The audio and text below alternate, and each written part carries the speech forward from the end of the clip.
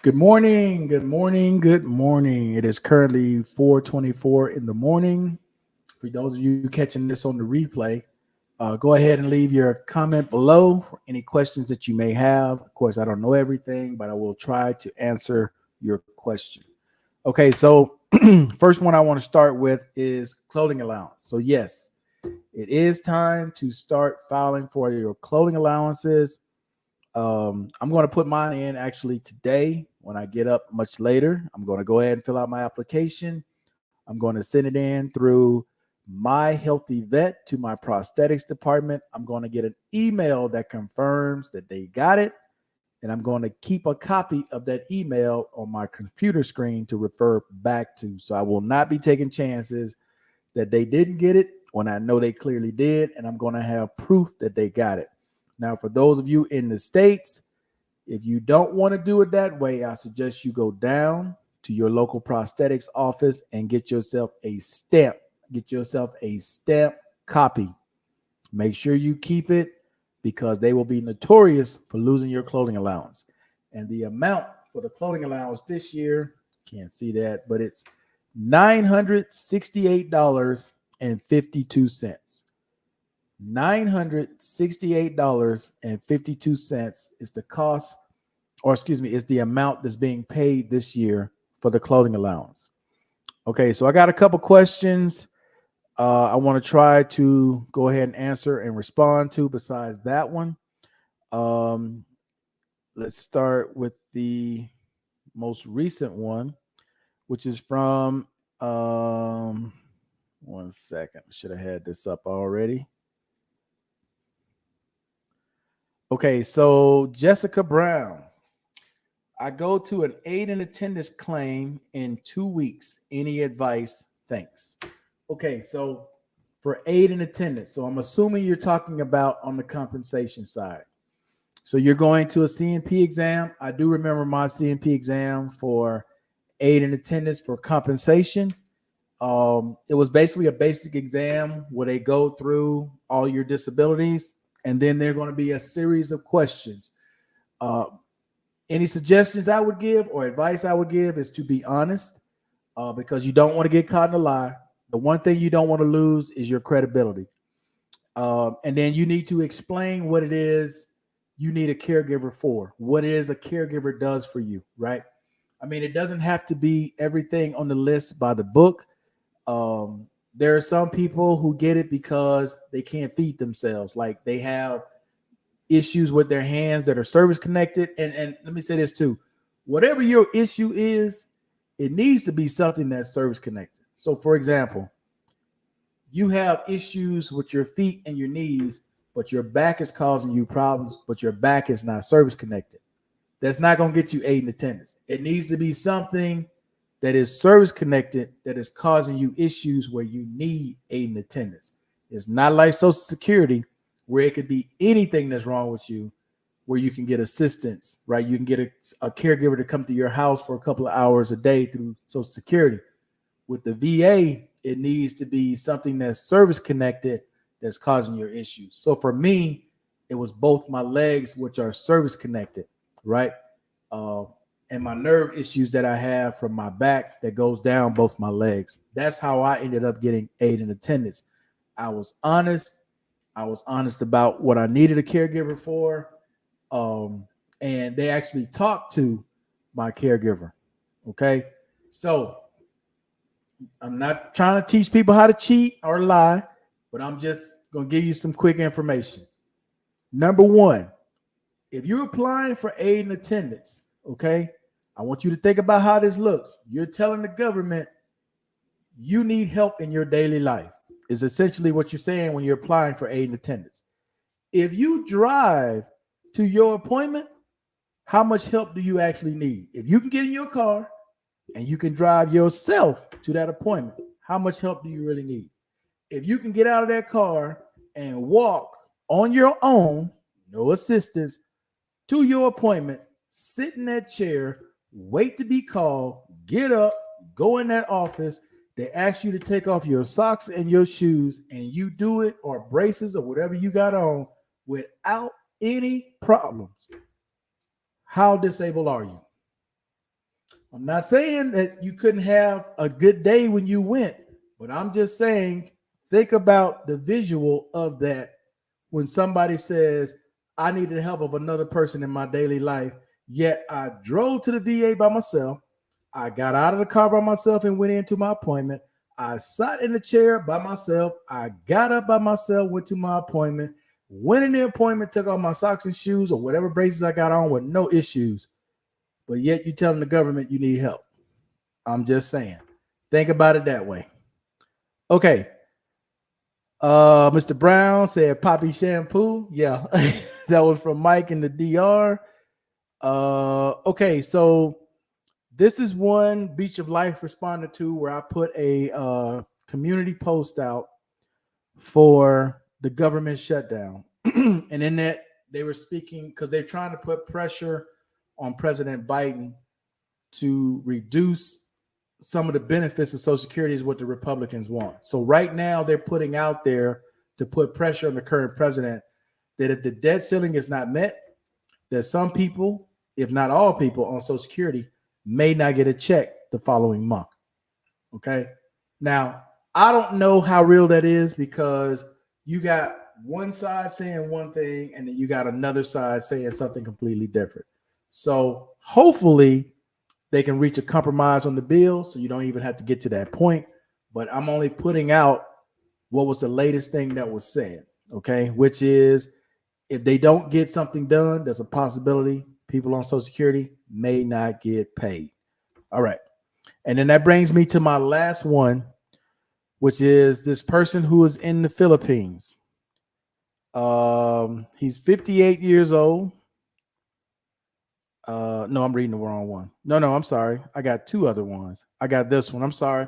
This is from Mr. Steele. This says, I was approved at 58, may get a review in 5 to 7 years. At a minimum, I'll be 63. Can you lose benefits at that age? Okay, Mr. Steele, it is highly unlikely because you will be at early retirement age of 62. The fact that they're taking it out 5 to 7 years, they believe whatever you have that you got approved for with Social Security is probably not going to get any better anytime soon. That's why they put it out so far. So because of your advanced age, unless you did something fraudulent, there's I ain't gonna say 0% chance, but there is a very, very, very low percentage that they will take it away from you because you're going to be at early retirement age. So in another 5 years after that, 4 years after that, you're at full retirement age. So yeah, it's highly unlikely they take it away unless you did something fraudulent. That's the only way I can see that with that time period. Okay. Oh, let me correct something I was saying too. I was explaining something about the phone and the search engine, and I kept saying Sapphire. It's not Sapphire. It's Safari. I don't know why I was calling it Sapphire. It's Safari on the iPhone, not Sapphire. Okay. Yada, yada, yada. Okay, the only other one I got was from someone in the Philippines where they got that, where they didn't get paid, right? They got the questionnaire I had spoke about last week or this week with Social Security. That questionnaire needed to be filled out. And I found out the reason why they do it. They do it because there are family members who are receiving checks where the person has passed. So they're still just receiving a Social Security check, even though they're no longer alive. So what Social Security now does is send that form out periodically to make sure that person is still alive to receive payments. That's why they do it. Okay. But to reiterate, if you are currently on Social Security, you are outside of the United States of America, they have an outside address, a broad address, overseas address, okay? They sent you that questionnaire to whatever address you gave them last. If you do not fill out that questionnaire, they are not going to pay you. They're going to leave your account suspended until they get that questionnaire. It doesn't matter how many times you call the 800 number. It doesn't matter how many times you cuss them out. You have to send in that form to get paid. When you send that in that form, it could take anywhere from 30 up to 90 days before they reenact it. Okay. It's not as simple as, okay, we got the form, we're going to turn the checks back on. No, you got to understand the way those checks work. Those checks are normally cut by the 14th or the 15th of the month, and they're already set to go out to wherever they're getting paid from. So if you just mailed that form and if you didn't send it overnight, they may not get that form till the end of the month, which means you're going to miss this month and probably next month. That's why I told you all to send that form overnight. Now, in this person's particular situation, they don't have no other income. This is their only source of income, which is Social Security. Now, I've said this numerous times. If you're going to live abroad, you need multiple sources of income because you don't know in a situation like this what could possibly happen. And you only got one source of income that you never think is going to stop. This is a great example of that one source you got being suspended. You got no other sources of income and you're in a foreign country. In America, you could probably, the bank would probably end up trying to help you out because they know you got money coming. They know what the situation is. So they more than likely would probably put the money in your account, even though, you don't have it. Or when you're in the States, you could go to Social Security and they could cut you an emergency check. All right. And they only do that in America. They won't do it at your embassy. They won't do it at the consulate. They do it in the States. Once again, if you are overseas, you only got one source of income, you need to find another source, another way to keep money flowing in to your accounts. One other thing about accounts, do not put all your eggs in one basket. In other words, don't just rely on one bank.